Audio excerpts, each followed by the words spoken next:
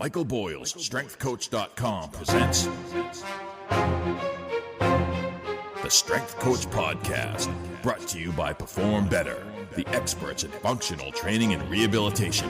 PerformBetter.com.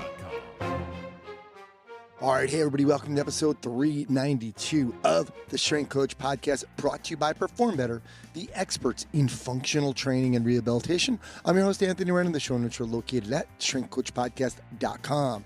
All right, on the strengthcoach.com and mbsc.tv Coach's Corner, I spoke to Coach Boyle about keeping an open mind to new ideas and concepts, running versus sprinting, and what his thoughts are about sprinting athletes that don't run in their sport, push to pull ratio and bench to pull up standards, and why the college recruiter should speak with the strength coach first.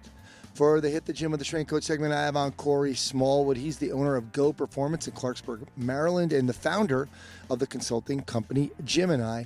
And today we're going to go over ChatGPT, totally new really to me. I know I'm a little late to the party, but we're going to talk about, he's going to give us an overview, why it's had its resistance, how trainers and gym owners can use it, which is really fascinating. And he's doing a webinar with Perform Better coming up soon on December 17th, AI-powered fitness success, master ChatGPT to drive growth, engagement, and efficiency. You can check that out all out at performbetter.com. But today, what we also did, we cut, once we were done with the interview, Corey and I, we stayed on the phone or on the Zoom call really, and he took me through a little demo of ChatGPT because I've never done it. So really cool to kind of go through it. We did a 2-day-a-week program for a 70-year-old golfer. So you'll see us kind of go through the prompts, and he kind of he'll kind of guide me through it. And it's about a 10-minute video. You can see that in the show notes at strengthcoachpodcast.com. Very cool. It was a lot of fun, and I'm definitely hoping to use it more. I'm actually going to check out his webinar on the 17th, and then he's doing another workshop where everyone's going to go deeper, and they're going to get a whole marketing plan. It's pretty cool. For the Naamly Maximizing the Member Experience with Sumit Seth, founder of Naamly, Sumit's going to talk about a story he got from Elias Scar. And Elias had this story about the stained Tupperware. And really, at the end of the day, it's about focusing on the wrong things and prioritizing what matters. So it's a great example. Perform Better's huge holiday sale is here, guys. Up to 50% off over 100 items, including dumbbells, kettlebells, plyo boxes, bumper plates, racks, barbells, sandbags, med balls, and more. Up to 50% off. They're also doing 2 free webinars in December. So Jessica Bento is doing redefining kettlebell training on December 10th. And then there's the Corey Smallwood one that we're talking about with ChatGPT. That's on December 17th. Check it all out at performbetter.com. Lots of things to get to. So let's get on the phone with Coach Boyle. All right, guys. Now it's time for the strengthcoach.com and mbsc.tv Coach's Corner with Coach Boyle. StrengthCoach.com, articles, videos, one of the longest running forums in strength and conditioning, if not the longest running forum, if we kind of count the michaelboyle.biz original forum as well. You could try StrengthCoach.com out 7 days for free. Go to StrengthCoach.com and start your trial. Also, MBSC.tv. You're basically a fly on the wall at MBSC.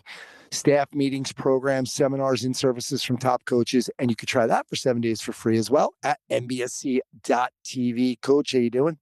I am doing well, Ian. How are you? All right. I do want to mention the last podcast because we were just talking about it. And I even said this to Justin. It's like some of this stuff, I mean, you got to convince people, right? Not the EMFs, but some of the other stuff that you're talking about. And I think it's interesting. Look, we say we have to go in with an open mind with stuff, with everything, with learning, like you talked about. I want you to bring up that example. You really do, because sometimes we hear stuff. You used to say this quote, I forget, something like, there's like 3 stages. First, we think that person's crazy. Then we like, oh, maybe they're on to something. Then it's like, oh, I've been doing this since, or something like that.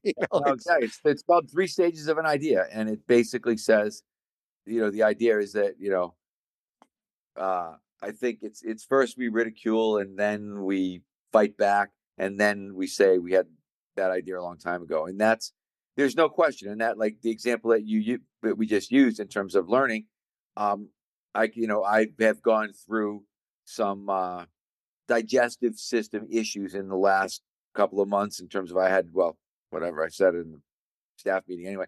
I had a bowel resection. I had a foot of my colon taken out, complications of diverticulitis.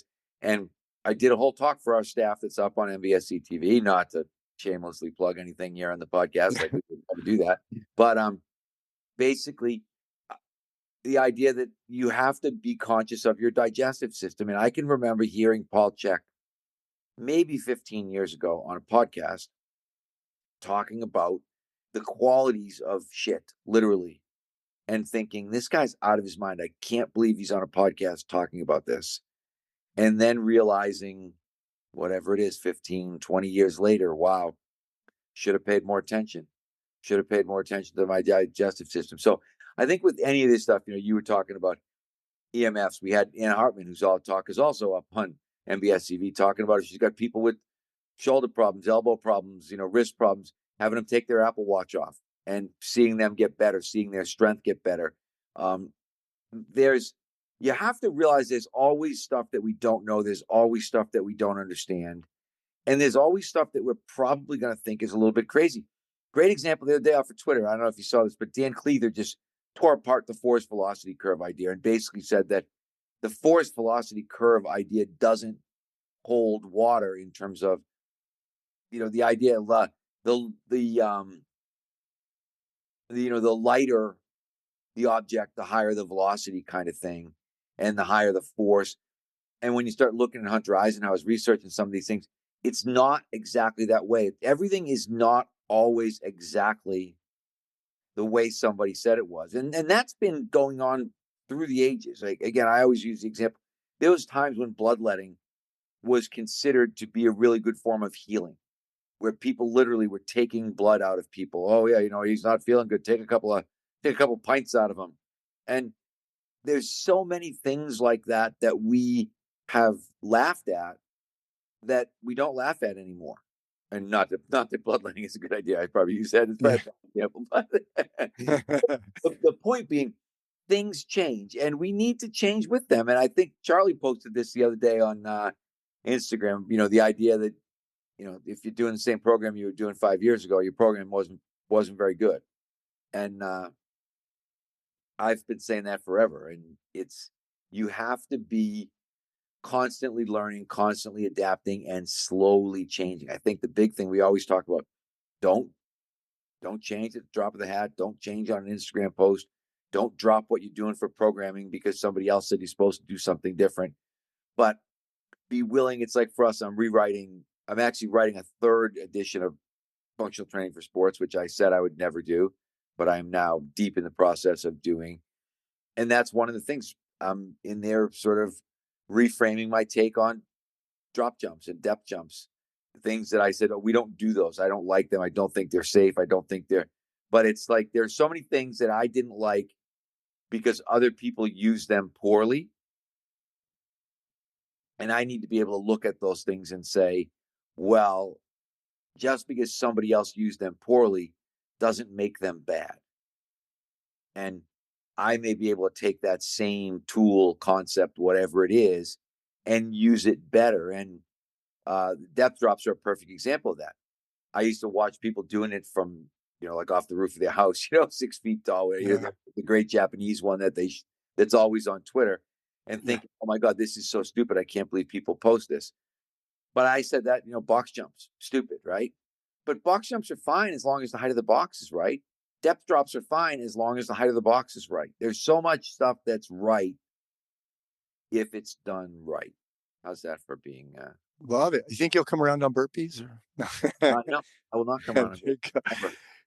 Coach, I will say, I agree. I mean, I've taken off my GPS watch. I have a Garmin, and Justin had sent me the EMF rocks a month ago, and I'll tell you, it took like a week or two, but I've really noticed some super deep sleep that I've been getting. And there's other factors involved. I've kind of been really focused on some sleep hygiene, but I was like, I decided this does make sense. And I even got the Faraday bags now. So I'll put them in our phones when we're in bed, whatever, and on the side of the bed and maybe carrying them around. And I got another little rock bag, but the grounding rock. So for me, I'm like, look, I'm just trying this for right now. If something works, like be open-minded about it. And like you said, with the depth jumps, because, you guys were experimenting with those for a while. We talked about it in the past. And, as you moved forward, you're like, yeah, this is working. This makes sense. So I think it's really important.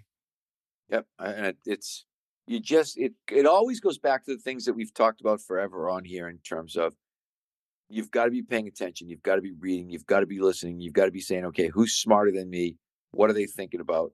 And the Hunter Eisenhower stuff is a perfect example. Jake Torres stuff. I always think the new news presentation that I'm doing, I have pictures of like Alex Natera and Jake Torres and Tony Holler and Hunter Eisenhower and all these people saying, hey, these are people that have made me change in the last, 5 years or helped me improve my program in the last 5 years because I'm not, and people, it's really funny. I've been getting accused on Twitter of being this sort of really rigid, always thinks he's right kind of person. And I do always think I'm right until somebody proves me wrong. Then I look at it and think, hey, guess what? I'm wrong, but I'm going to be right again really quick because I'm going to change what we're doing. Yeah. But usually for us, that's a small change to a facet of the program, not a major change to the whole program. Yeah. Coach, I wanted you to just clarify something that you had. I think Zach Evans should posted something about wrestlers running or whatever. You had written a sport where you never run begins with days of running. Even the littlest bit of common sense tells you it's not a good idea. Um, I just wanted to talk about like for sports that you don't aren't you like you're not running in golf. Would you feel like it might be a good idea? And I'm not talking about older golfers. I mean, just like, the young athletes, 18, 19 in their 20s. Would you sprint them? I mean, I think it's a good idea to Sprinting, kind I of, think that's the difference. Running and sprinting. I think you have that's to. why I wanted you to clarify that. Yes. So I'm talking when we say running, I think jogging, basically. I Yes. think running, time, longer. I always say running to me is probably going to take you longer than a minute. And the pattern, and that's, when you talk about functional training for sports, I talked about that in the very first book. There's a difference between what I would call sprint motor pattern. If you look at somebody, and that's why we say if we're running tempos are sprint motor pattern. They look a lot more like sprinting than running, and they're not jogging. And that's why I had Tony Holler's thing about, cats never jog. And of course, somebody has to post a picture of a cheetah jogging, but Yeah. it again, defeats the purpose. But we never jog ever. There is never a time we don't jog a lap. We don't jog back and forth. We just don't do it. And we never have. Or I won't say we never have. We haven't done it in a really long time. There's probably some of my guys coaching in the NHL now who are in their 50s who wish we never jogged because that would have eliminated some of our 4-mile runs and 5-mile runs back in those days. But in I'm going to say the last 20 years, we have not run. We've not jogged, but we sprinted a lot. Yeah. Yeah. Okay. Just wanted to make, because I know, like I said, on Twitter. And let's look at it this way. And I might even have to, as I always say, I'm writing notes because Anthony makes me think of things, right? Jogging is cardiovascular. Sprinting is neural. And I think that's what you have to look at is what is the intended target? Because when we're talking about sprinting, I think sprinting is one of the most, I don't think it is, it's the most beneficial neural activity you can do. And again, I've said this a million times, but Yeah, sure. bad sprinters are going 8 meters a second, right? Nothing in the weight room is going at 8 meters a second. There's nothing else that you're doing where you're moving 8 meters a second. So when you're talking about training your nervous system, there's nothing better than sprinting. And when you're talking about training your cardiovascular system, I can think of a lot of things that are better than jogging. Coach Tim Karen posted something, and it said an old concept but still relevant topic: push to pulling ratio. There was a period where we focused on primarily pressing exercises as an industry. That was a long time ago, but for the most part the reaction was generic prescription of such as 2-to-1 pulling to pushing ratios, scapular retraction, protraction work, and rotator cuff work. You kind of chimed in with, look, we want a 1-to-1 ratio of push, bench press to chin up, body weight plus external load for reps. So example, 180-pound athlete can bench 225 times 5. So he should be able to chin 45 pounds, with a 45-pound dumbbell 5 times. So 180 plus 45 is the 225. And you said, I know it's horizontal to vertical, but try it. Can you just, that does seem like a lot. Is everybody, are all your young athletes doing this? Are they getting to this? And by the way, was that Mark in the video? That was Mark in the video. He did 90 for 3. All of our young athletes can do more. Every Wow. athlete that we have, all of our girls can do more. All of our girls will handle body weight plus in the chin up easier than they do in the bench press. I think we've drastically under-trained and under-targeted our pulling musculature. So that's something that and that was years and years ago, but we really put a lot of emphasis on that. By the way, this Tim's book, Strength Deficit, I'm making my way through that now. It's a pretty dense book. Tim's a really smart guy, and Yeah. he's got some interesting stuff to say. But yeah, I look at that and think it is really, really important. And I think that's why, we don't have shoulder problems anymore. We used to, when I first came to this conclusion, and much like Tim, it was a Poliquin idea. And he says that in the book. Charles Poliquin talked about structural balance and the idea of sort of your knee dominant and hip dominant exercises being relatively similar in terms of load, and your pushing and pulling being relatively similar in terms of load. I just took that concept further, probably numerically, and said, hey, let's look at this. And I did it years ago, probably 2005, when we were doing 1RM still at BU. I did 1RM chin-ups, and I basically did body weight plus whatever your 1RM was. And we had a lot of guys do 100 for a single at that time. So we had guys who were in the 280, 290, kind of 300 categories. And again, most of those guys were probably, I would say our bench is more like 90% of our pulling strength on average than it is 1-to-1. So we actually pull better than we push. Interesting. Wow. It just seemed like a lot, So you got and some work to do, man. That's what you're saying. Okay. yeah, there you go. 205. It's hard, man. I'm gonna have a rough time with that one. Mike, there was another one. I think Mark Hoover, strength coach, should be the first guy smart recruiters talk to, was your response. But he said he had a guy, ACC coach, walk through the weight room, asked about a kid. I knew the kid. He was talented, but had a huge issue. So basically, he gave him the look. He said twice, he's like, Coach, the kid's fast and he can play. Yeah, I know that, but tell me your experience with him as someone who spends a lot of time with him off the field and near him. And he just looked at him and said, Coach, he's fast and he can play. So he looked and he nodded. He said, okay, he got it. And he tells the kids and coaches he's not going to lie. And he didn't. And I just wanted to, I know in that situation, okay, because some people were like, hey, this is garbage. Why not try to help change the course of the kid's life? I know you don't want to lie, but um, what else are we doing to kind of, aren't we supposed to develop these kids too? I'm not saying Mark's not, by the way. I'm just saying from my perspective on that answer, like, okay, where's the rest of the answer in terms of what else are we doing? Are you trying to like take a kid more like when you were probably at BU, but take a kid, hey, this kid's, needs some help. He needs to Here's get his. here's the problem in that Mhm. thought process in my Mhm. mind. When you effectively lie to a scout, when you say to if you say to a scout, Yeah. oh yeah, great kid, you're gonna love him, works hard in the weight room, and that's not true, Yeah. Yeah. then the next time he comes back, one, he doesn't talk to you.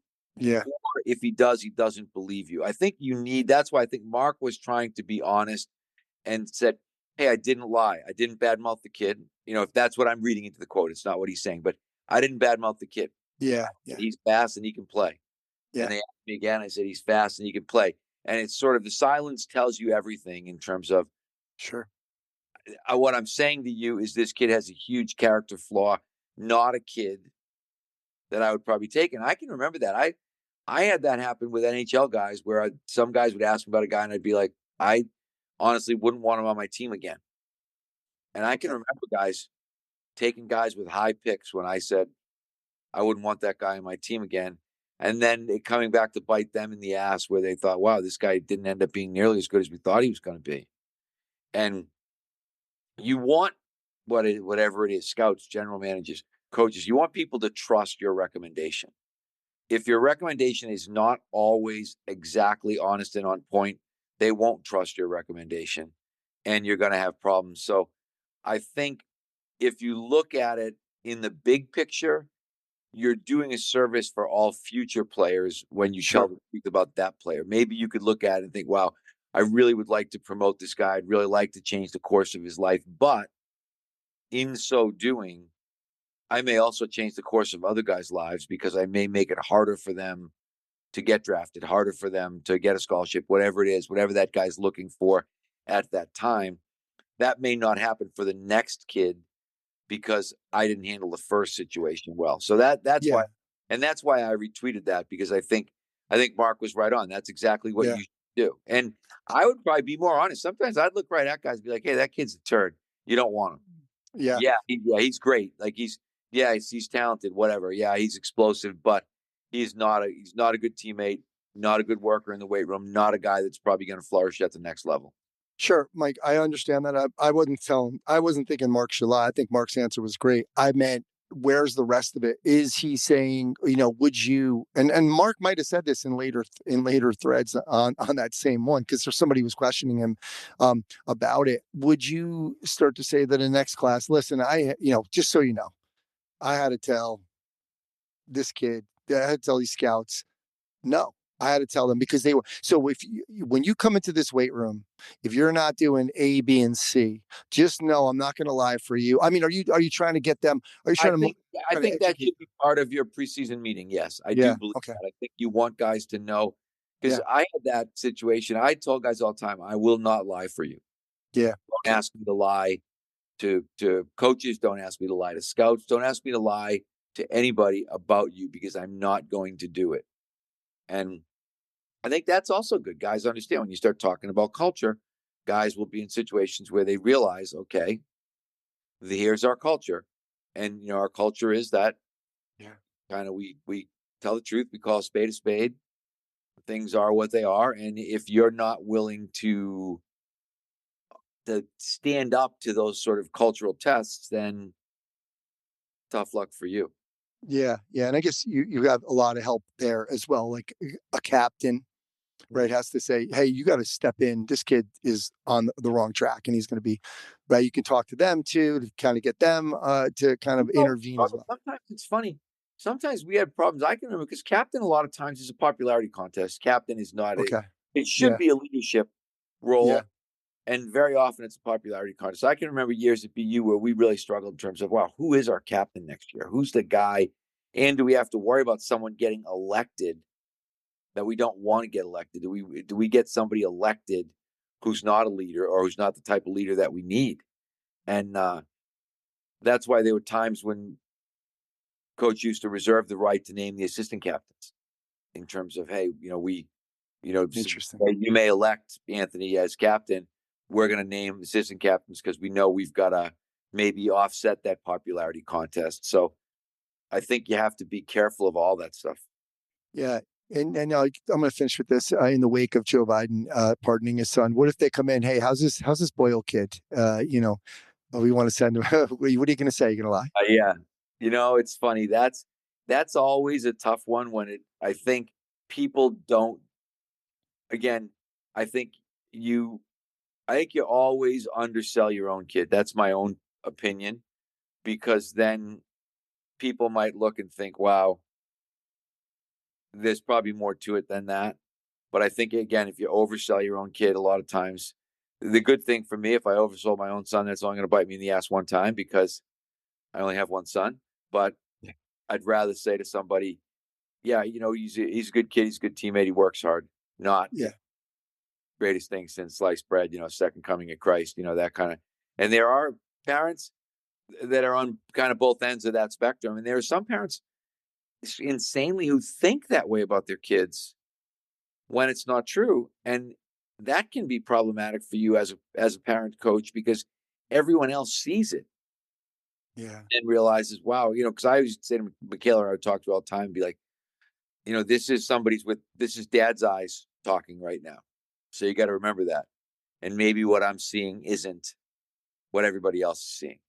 Yeah. Because as a parent, you can really struggle with objectivity. Yeah. Well, I've met them. I think Cindy's done a great job with them. So I'd recommend them. So That's true. Mike, on that note, 50% chance. I always tell everybody. there you go. Mike, thanks for doing this, bud. And we'll talk to you next time. All right. Thanks, Dan.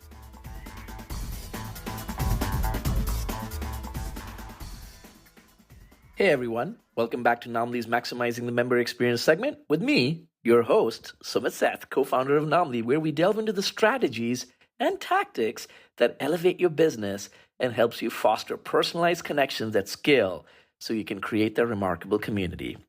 The other day, I was on Zoom with my friend, colleague, Elias Carr, a sales and communication coach that I'm sure you've run into. And he shared with me this remarkable story about this plastic Tupperware container that once had some leftover spaghetti sauce. He described it beautifully, stained, red, pinkish hue, the container being slightly warped from too many runs through the dishwasher. He mentioned he kept on scrubbing the container to get rid of this pinkish stain.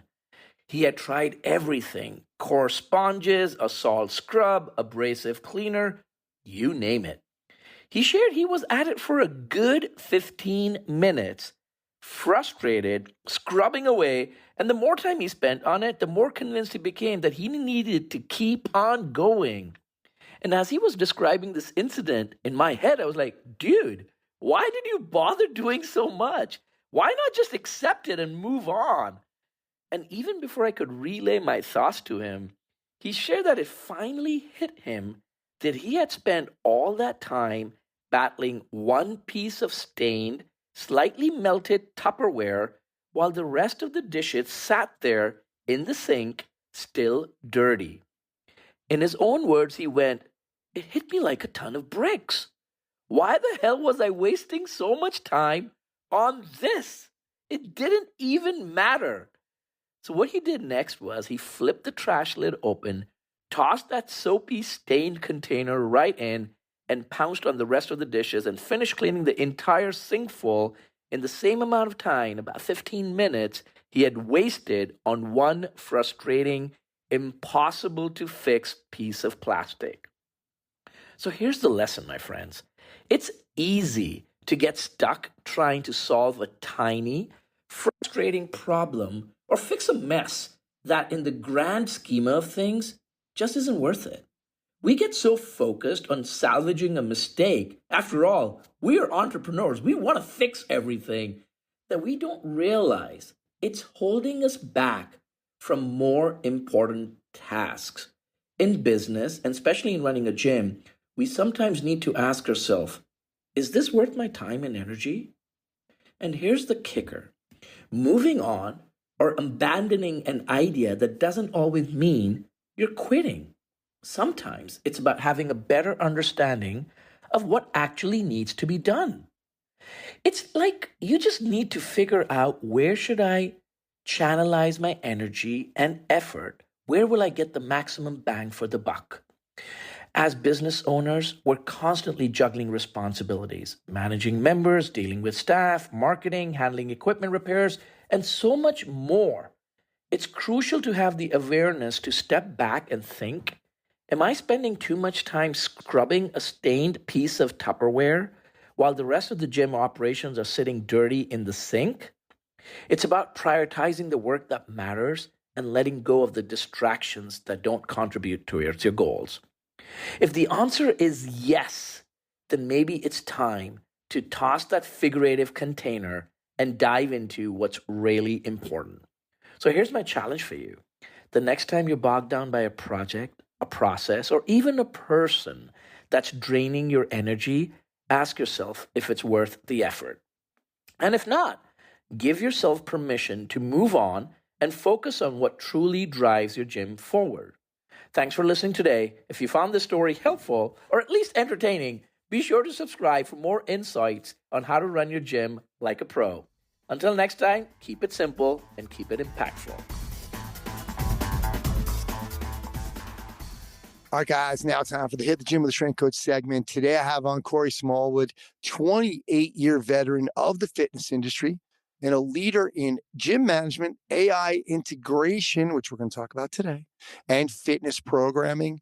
As the owner of Go Performance in Clarksburg, Maryland, he's also a founder of the consulting company Gemini. Hope I pronounced that right. He specializes in helping gyms leverage cutting-edge tools like ChatGPT, that's our conversation today, to drive growth, engagement, and efficiency. He's a former VP of operations for the National Fitness Business Association. He's been empowering fitness professionals to succeed in this evolving industry for the past 20 years. And what I love about Corey too is, he's coming off of out of a session right now. He's like you. He's working, he's doing side hustles, working, doing a lot of different stuff. So he's doing a webinar with Perform Better on December 17th called AI Powered Fitness Success. Master ChatGPT to drive growth, engagement, and efficiency. We'll talk a little bit more about that in a bit. Corey, thanks for doing this, bud. Thank you, man. Pleasure and honor is mine. All right. So I was telling you before how I don't know a lot about ChatGPT. Obviously, I've talked about it with some of my clients who use it, an accountant, but I really, not that I've resisted it. It's just I haven't really felt the need to use it yet. And sometimes when you don't know what you don't know, it's not good because that could be good sometimes. But when there's some things that I know I'm going to walk out of this interview and be like, okay, now I can use it for that. Now I can use it for that. So I tried not to prepare for this at all because I really wanted my stupid questions to come up. So I'm looking forward to this. Corey, let's just start out with the basics. What is ChatGPT? Yeah. So ChatGPT gets kind of lumped into this global terminology of AI. And AI isn't exactly what we think. It's not Terminator. It's not Skynet, generative AI yet. We're getting there, and we will see it in our lifetime. I'm predicting we might see it within the next decade or so. That's how fast AI is evolving. So it's not artificial intelligence. I like to use the term AI as assisted intelligence. So Yeah. AI is a tool to just help us with our day-to-day tasks. I look at AI as a staff member.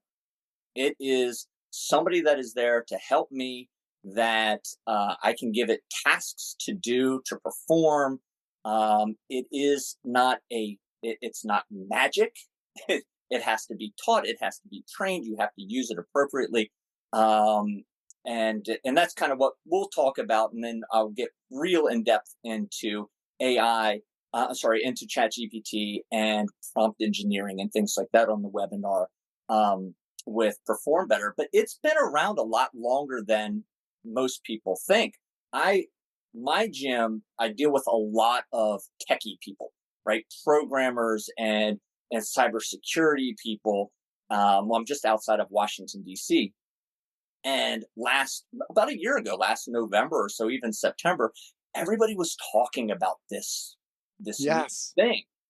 And I can barely check my email, which is weird that I'm like the ChatGPT AI guy now. But I did a deep dive because I am equally fascinated as I am frightened by this.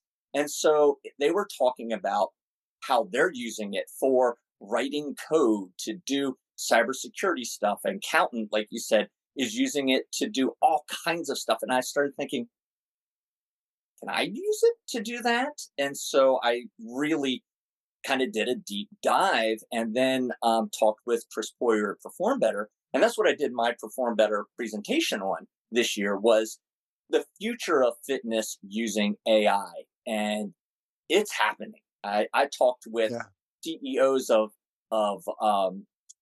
equipment companies and how they're using it to integrate it with wearables. And I talked with some of the the online training platforms, Train Heroic, Trainerize, and those type of things. They got hundreds of thousands of coaches using this product, millions of workouts. You throw AI in on some of that stuff, it's going to get ridiculous in the next few years. So I took a deep dive into it, and then it has worked so well. It has benefited me so well that I've had other gym owner operators that I really respect in the industry, and I think they do great job, and they have a great business model. And they're going, "Can you show me how to use that?" And I was like, "Wait a second, these are some of the top level people in the industry, and they have no idea." And I was surprised that you don't even have it downloaded on your Yeah. computer. And it goes, I use it so many times every single day, and there's still some of the best in the industry that are novices when it comes to ChatGPT. Not just ChatGPT. There's Claude, and there's all Then they have the design elements that you can use. They have website builders.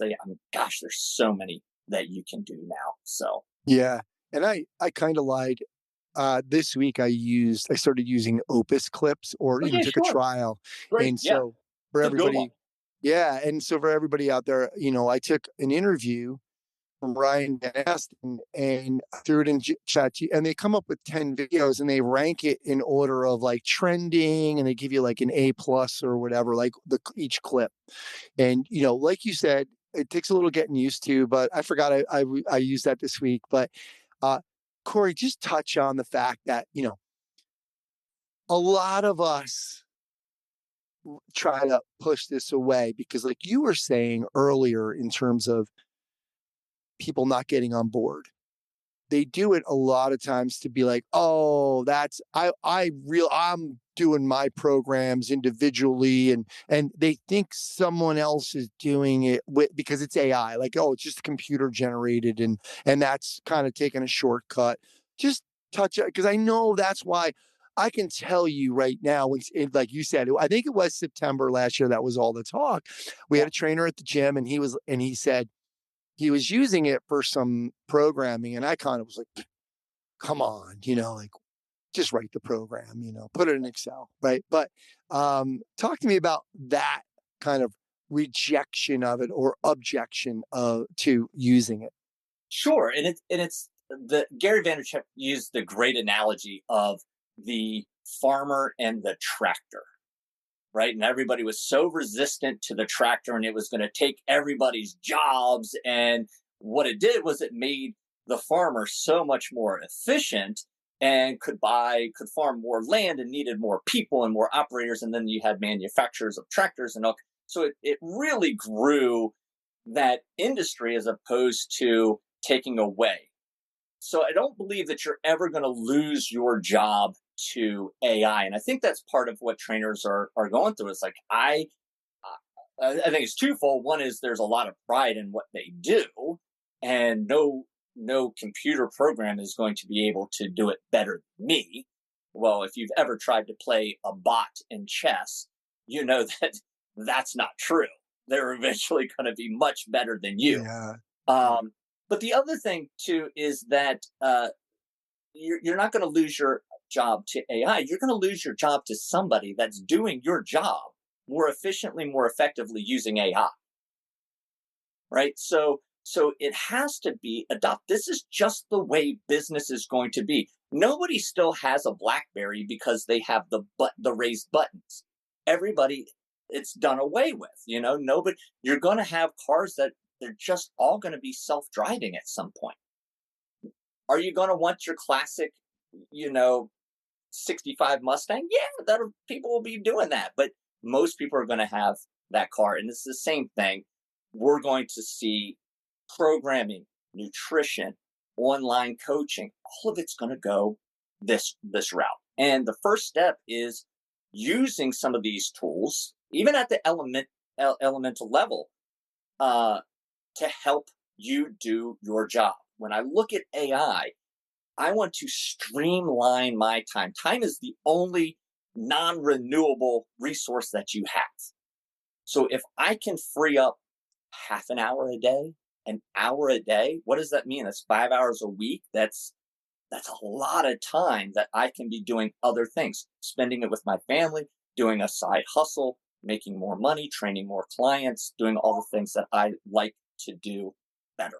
So, Yeah. And just to touch on that point, one of my clients, he's 77 and he's still working because he loves it. He's an accountant. That's who's using it. yeah, And I think he has the Microsoft program and he's using it for manuals, right? sure. So for training, he's like, okay, how do we get these people up to speed? You know what? I want to do a manual on this. And then there's all these new laws that come in. Now he said, hey, I need to change this and put this new tax code in it, whatever.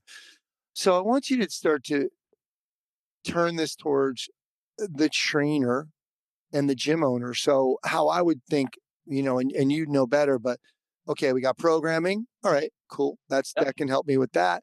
Maybe write some articles. I don't know. Then for the business owner, obviously there's going to be some different uses for AI for them. So talk to us about, we know it's for everybody, but now let's get into the trainer, strength coach, gym owner. How can they use this to their best advantage? Yeah. So when I look at a trainer, and believe me, I was that trainer that I write the best program. I mean, I was a Boyle guy and a Great Cook guy, and I followed them all, and I absorbed and read, and I write the best programming, and I realized I was spending so much time writing the best programming, and my member didn't care. Yeah. They wanted something that was going to give them results. So I had all of this ego and pride tied up into my programming. And then I realized I could teach another employee how to do this, to write this type of programming. And if I can teach an employee to do it, I can teach chat to do it. So if I can teach an employee how to write programming based off of my specific structure that I need for my gym, and my gym has a specific structure for semi-private personal training. It's got a specific structure for our group team training, structure for our one-on-one training. I can teach chat to do it. So anything I can teach a employee to do, I can teach a AI. I can teach chat to do. So as a trainer, I can free up my time not writing all of these programs for Mary Smith. I can focus my time on training her or marketing myself or out networking, or those are things chat can't do. I want to do all the things that chat can't do. I want chat to do all the things that it can help me with. So I'm looking at nutrition programming. I'm looking at all kinds, sending emails, like draft an email, draft a news, all of that stuff can be done. And by the way, I can teach chat to talk like me. It learns. So over time, chat's going to sound just like me. And there are times that I'll be like, oh, that was a little over the top, chat. That doesn't sound like me. And then I'll send it to somebody to proofread and they'll go, no, that sounds exactly like you. I was like, really? So it's funny how adaptive it is. From a gym owner perspective, I have rewritten all of my SOPs. I have taken all of the text from my website and had it SEO, optimized. There's so much that you can do. I just had somebody ask in a message group about a contract, a membership agreement. What would you do? Yeah. Does anybody have a copy that I can do? I was like, first of all, state by state, they're very different. So ask chat to do it. You review it for the specifics of your gym, and then you send it to your attorney to make it. Something that would have taken you hours and hours of time to do took you 5 minutes, 10 minutes to do. So I'm looking at it as this is my assistant, this is my helper that never asks for days off, that's available at 2 in the morning if I wake up and go, oh my gosh, because I got it right here on my phone. Um, yeah, it's pretty remarkable in all the different things that it can do. Yeah. So let's take a step back again, because now when you say all that stuff, is it going like, not that I had an argument with him, but he's talking about, look, your profession might be obsolete at one point. I was bringing up the Carl Jung, I think it's Carl Jung quote, the more technology we use, the more need there'll be for human touch. But he was talking about, hey man, they're coming out with holograms. If now I can, if I can make a hologram of Corey and make it sound like him and teach him if the AI is going to correct, I mean, are we going to even be needed? Fantastic question. I I'm going to say definitively yes, but the AI will get rid of mediocre. It will just straight eliminate the best of the best. If your gym right now is struggling, focus on the basics of the business, right? Are you hitting your KPIs? Do you even have KPIs? Or those type of things need to be in place. ChatGPT is not going to save that.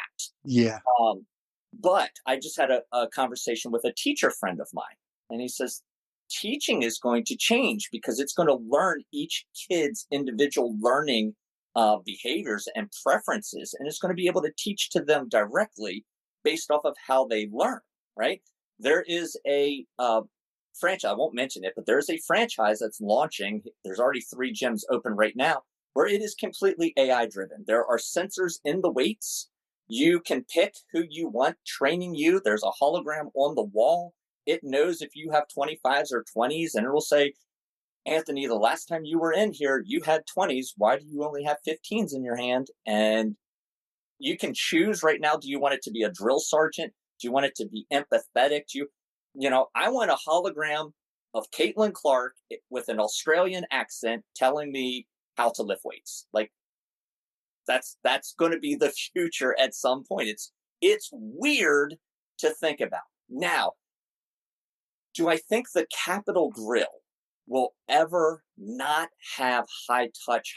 Will the Waldorf Astoria, will there be a robot take? No, they're not going to go that route. So human touch will be sought after, not by everybody, but by some people. But when that pendulum shifts to much more of everything being AI, that human connection is going to be something that we can charge extra for. So our services will actually be able to charge more because we're not a robot. Because we high fives, AI will not high five you and give you that the oxytocin it'll give you dopamine 24/7, but it's not going to give you the oxytocin that we desire as a human being. So I think over time, will we be replaced? The bad will, the average will, the mediocre absolutely will. Because think about it, even online training, I don't have to know anything about fitness. I don't even have to look. I could be, Fat Freddy on the back end of this computer typing out nutrition plans for people. If I know how to market it better than you know how to market it, I'll win. And I don't know a thing about fitness. AI does.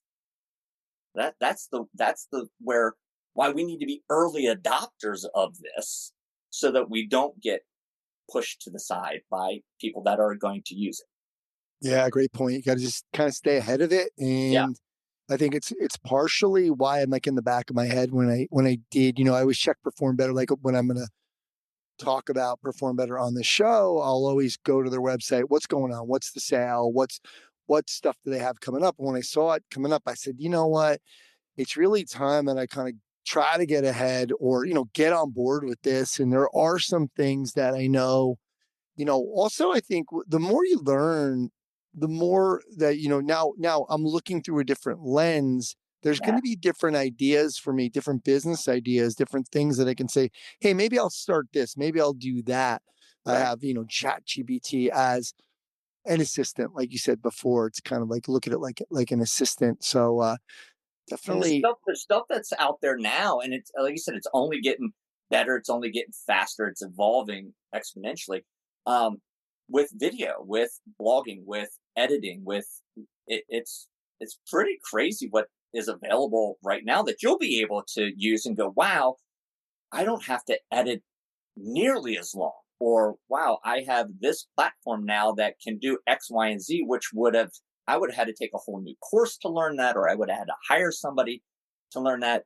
The days of the digital marketer, that was everybody 10 years ago was this, I'm a Facebook ad guru. It's like Facebook has Meta has AI built in now. Like, what are you paying those people for? They're using the tools that you have access to now. So there are certainly uh,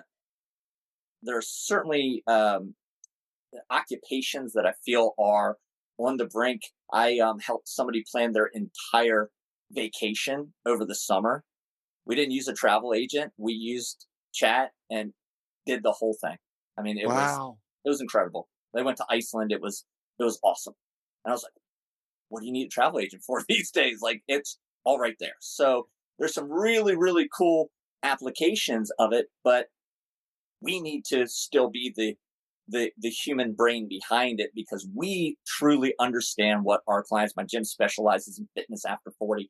I'm over 40. I'm going to know, but I'm going to use chat to help me with all those day-to-day operations. Yeah, it makes me think I still train I'm at a Lifetime 3 days a week in part-time mornings, Monday, Wednesday, Friday. And I have a couple stretch clients, just, stretching them for a half hour. And I try to, everybody I train at the end of the session, I try to leave 10. There's a couple that I leave 15 minutes for, where I get the gun out and do almost like a total body, get some blood flow going. Yep, I yep. do some stretching. Then I combine a little bit stretching with the gun. And then I finish with some kind of blood flow work with the gun. So the last thing they're doing, they're leaving it. I can't tell you how many people have said, I have this gun at home. We have it. I got to start using this a little bit more. So the point I'm trying to make is, make sure you're utilizing some of the human touch skills that you have, Correct. or adding those, but also don't forget that people are looking for that stuff because they have that gun at home. Right. I mean, they don't need me to do it. They have it. And even somebody said, yeah, my husband and I, sometimes we do it. We got to do this more, but it doesn't take away from what I'm doing there. And it's kind of added value to some of the things. I have a woman who was working with me 2 days a week, 2 days a week for an hour. And I said to her after a while, I said, Rihan, if you want, I think it's time. We don't need to do a warm up. You don't need to do the warm up while I'm here. You always come in early, 10, 15 minutes. Like, she's responsible. She's one of them that will do it. And I said, we could do half-hour sessions, right? So we Right. did that for like 3 months. And then after 3 months, she was like, look, yeah, I'd like to go back to the hours. And I said, okay, why?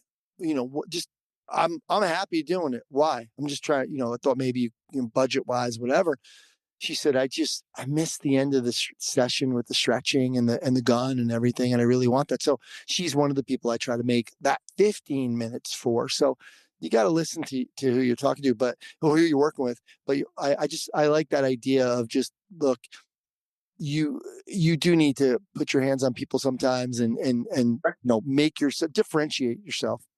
Yeah, differentiation is going to be key, and that's even with chat and marketing and newsletters and some of the content it creates. A lot of the things that I get back from people is like, "Oh, I tried it. It's very generic," and it's kind of like garbage in is garbage. You're going to get garbage out.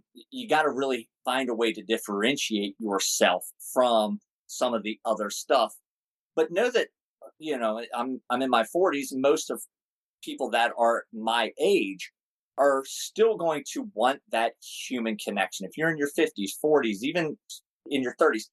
But my daughters, however, teenagers, they came out of the womb with a tablet in their hands. Like they Yeah. only know technology. And we went to a ramen restaurant that had everything was tech. I mean, the server comes out and it's a robot and it's serving you. It's kind of neat, but you order from a kiosk, and I walked right by it. I'm like going up to the front counter because I want to order from a human, and my daughters had to be like, "Dad, you order here," and I don't like it. I'm not that kind of guy. I want to work out with Ant. I want to talk football with you. I'm not going to get that from AI. Once our generation though kind of is not here anymore, then I'm sad to say, but I'm going to be glad that I'm not around to see what it ends up being. Yeah, I was going to kind of comment on that. Look, good point. Your daughter, that's all she knows. It's very similar to the book, like a real book versus a Kindle. I'm not great with a Kindle or, the iPad to read. I still like to have a book in my hand. I do love listening to books, but the point is that it's very similar. Like the kids now, they're going to be like, well, I don't want to have this book in my hand. Because they never had it. It's not in their comfort zone to have a book in their hand or to, have that touch. Or it's funny because I know what you're saying. Because I went to taking my wife. She was sick, and we were at a clinic, and I was like, I'm dying for a coffee because she woke up. It was like 6:30 or 7. I'm like, I need a coffee. There's a McDonald's there. So I went next door. I was going in, and I did the same thing. I went right by the kiosk. I'd never seen that. I don't go in McDonald's. I go right to the front. The girl's like, you got to order over there. I'm like, what? And I'm like, what are they for? But yeah, it is kind of weird, like for us to kind of get used to some of these new, and it's cool once you get used to it though. And we have to know that it, like we've talked about, it's inevitable. My kids have never signed their name. Most Yes. most kids today don't know how to write in cursive. They've never had to use a map. They don't use they've never put a stamp on an envelope to mail it. You know what I mean? Like they're not going to use a checkbook. It just, those things that we grew up doing are gone. They're just gone. So certain things that we'll be 75 having a bourbon talking about, like, do you remember back when you had to actually pick up your own kettlebell? And but that's kind of, we have to be prepared to know that technology is here. We can utilize it. You can resist it if you want, but you don't want to be late to this dance. I promise you. Yeah. Yeah. It's funny you mentioned checkbook. In 2017, I sold my gym and to this kid. He was in his late 20s, and he brought the check in, and I had to help him with it. I had to help him write the check. I was like, where are your parents? But he's writing me a check. He's like, I never done this before. I'm like, you're like 27 or 28. I'm like, I cannot believe you never. And it's not his fault. It's just the way society. I don't remember last time I wrote a check was right now where everything is, is online or Venmo or Zelle or whatever. So here's what we're going to do. Actually, we're going to go over what you're talking about in the webinar. Okay, cool. In a minute. But what I want you to do first is you and I are going to do this, but we're going to sign off and then we're going to do it. So we have a video for everybody to we're going to give you guys a demo. Corey's going to, I've never done any of this stuff. Corey's going to take me through a real simple thing after we do this interview. But Corey, for the listeners, talk to us. Like, how does this work? You go in ChatGPT and you just say, hey, make me a fat loss program. How exactly is this all working? Tell us. Perfect. And there are multiple ones. It's not just chat. There's Claude, there's Gemini, which is the Google version of it. Those are your three big ones.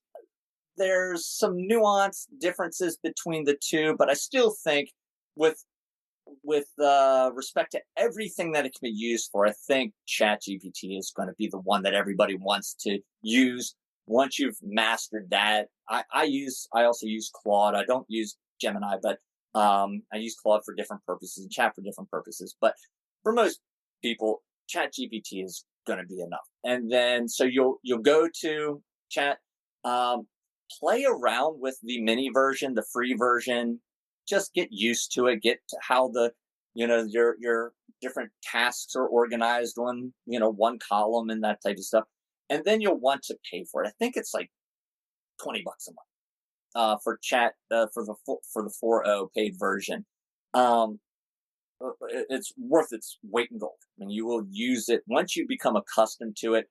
I'll tell you, it has written job descriptions and job postings better than I ever could have imagined for Yeah. Indeed and that type. Like it just the amount of time I would have spent to write that and post, like it's well worth it. So then you go in, and the key to it, and what I'm going to really get into in the webinar with Perform Better, is prompt engineering. And you're going to hear this term more and more and more. I don't need to necessarily know how to write code on Python or C++ or any of that. I need to know how to prompt engineer and get AI to be able to do those things. So prompt engineering is going to be a big term that you're going to hear a lot of going forward. And I'm going to break it down into, and we'll do an example of kind of the framework. I'm going to give a very basic framework that everybody can use immediately. A Yeah. very basic framework to use so that you aren't getting this generic, regurgitated garbage out from the tool. Yeah, very cool. Because my next question was, how much editing are you doing? I guess it has to do with how good you are at this engineering, right? Yeah, so just like I would if I had a coach that I taught how to write all of our programming for the month, I'm going to do quality control. I'm still If I'm writing a blog, I'm still the editor. Yeah. So I still have my input in it. I'm not just going, it spit it out and I'm posting it. I need to make sure that it still has the feel, the tone, the message that my gym wants to convey out in social media world. Same thing with my programming. I want to make sure that we don't do burpees. Like that's not, why is that even in there? Now, the nice thing is that the paid version of Chat has memory. So I can go back and be like, don't ever do this. Oh. And it won't do it. It won't do it. The other cool thing is that you can go into its memory and erase parts of its memory too. I know we're getting Wow. into some high level stuff, Yeah. but like that's pretty neat too. You'd be like, because I used my own chat. Now I have different chat bots that I've created, but back in the day I had my own chat, and I wrote some stuff for another gym using their hashtags and things like that. Well, just the other day, wrote something for me and then input their hashtags, and I had to go into the memory and be like, we are not using these hashtags anymore. So it's kind of, but it does have that memory feature, which is pretty awesome. Interesting. All right. So let's just talk quickly about December 17th, 3:00, AI powered fitness success. Master ChatGPT to drive growth, engagement, and efficiency. Guys, this is free. Yeah, Okay. it's free. And Corey's going to go over, similar to what we just talked about. He's going to obviously go a little deeper. Yeah. In a minute, Corey and I are going to go offline, and he's going to take me through this. It's going to be like a 3 to 5 minute thing, really quick, so we can give you guys an example. But I highly recommend you go to the webinar. But you were talking about something what's after the webinar. You were talking about you're going to be doing something that's going to go, and really important. This is why I want people to go to the webinar and kind of take that next step too. What are you going to be doing? Yeah. So one of the things that I found that chat has really, really helped me out is with marketing and, more importantly, consistency. So, I'm, like you said, I just came from a training session to come in and do this. And there are times that I know I need to get a post up, or I need to get that email campaign out, or I need to create this drip campaign. And it's like, shoot, 3 days went by and I never got that out. Well, I have used chat to create all of my 2024 marketing calendar. I have well over 100 emails that it's already done. I still like to write. So I'll still, if a member asks a question and I'll be like, oh, that's great, boom, boom, boom, I still write. But for, 8 out of 10, 80% of the stuff that I do content creation wise, I'm using chat to do it. And so what I'm going to do is I'm going to have a second webinar, actually a workshop, because the participants are actually going to have their laptops and they're going to do it. I'm going to give them the prompts that they need to create their entire marketing calendar, their campaigns, their social media content, their emails for all of 2025. Love it. That's what we're going to do for the very basics in the next, for like 5 minutes when we get off this. So, all right, guys. Corey, first of all, thanks for doing this, giving us a great overview, and then now spending a little extra time going over so everybody could just get that free version of ChatGPT. I don't even have it downloaded yet, everybody. So you're gonna see, we're gonna go to that website, and Corey's gonna walk me through this stuff, and then obviously go deeper on December 17th. It's a Tuesday, 3 to 4 Eastern. Just sign up.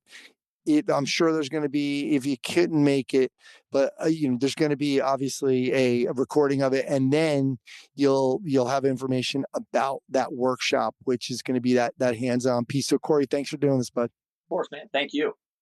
And everybody, make sure you go to the show notes, strengthcoachpodcast.com, for this episode, and you can see the video that Corey and I are about to do.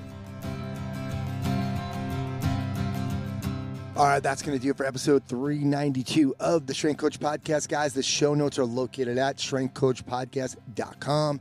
Don't forget, you can try strengthcoach.com out for 7 days for free, as you can for mbsc.tv. Go to those respective websites. Special thanks to Chris Party and the folks over at Perform Better. Huge holiday sale, 50% off, up to 100 items.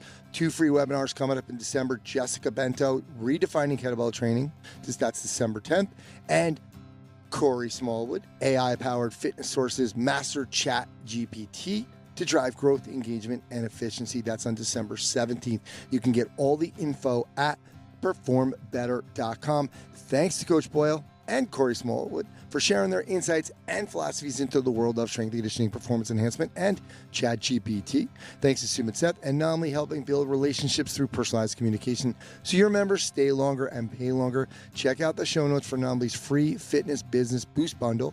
3 gifts to you: a checklist, 51 ways to acquire clients without running ads, a cheat sheet, 12 places to look to hire star trainers, and a guide, 9 secrets to increase your retention. That's going to do it for this episode. I'm Anthony Renna. Thanks for listening, and I'll speak to you next time.